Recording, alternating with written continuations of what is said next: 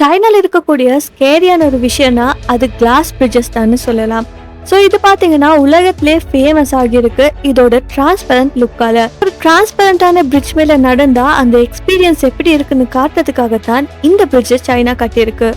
300 metre ஹைட்டுக்கு மேல தான் இந்த பிரிட்ஜ் கட்டப்பட்டிருக்கு. கீழே பாத்தீங்கன்னா மிகப்பெரிய பள்ளம், ஆறுகள் இதெல்லாம் ஓடுறத பிரிட்ஜ் மேல நின்னுக்கிட்டே கீழே பார்க்கலாம். கிளாஸ் டிரான்ஸ்பரண்டா இருக்கிறதால இங்க நிக்கிறப்ப ஒரு ஸ்கேரியான ஃபீலிங் வரும்னு சொல்லப்படுது.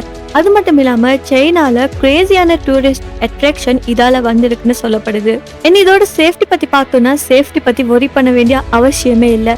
இன்ஜினியர்ஸ் எல்லாம் ஸ்ட்ராங்கான டெம்பர்ட் கிளாஸ் யூஸ் பண்ணிருக்காங்க இந்த பிரிட்ஜுக்கு. ஈவன் 26ல இருந்து 30 பீப்புள் வரக்கட்டுமே இந்த பிரிட்ஜ்ல ஒரு தடவையில நிக்கலாம். ஸோ கிளாஸ் பிரேக் ஆகாது. ஆனா இதுல நிக்கிறப்ப ஹார்ட் பீட் ஃபாஸ்ட் ஆகுறது கேரண்டின்னு சொல்லலாம். அட்வென்ச்சர் லவர்ஸ்க்கு த்ரில்லிங்கான ஒரு எக்ஸ்பீரியன்ஸ் கொடுக்கக்கூடியதான் கிளாஸ் பிரிட்ஜ்னு சொல்லலாம்.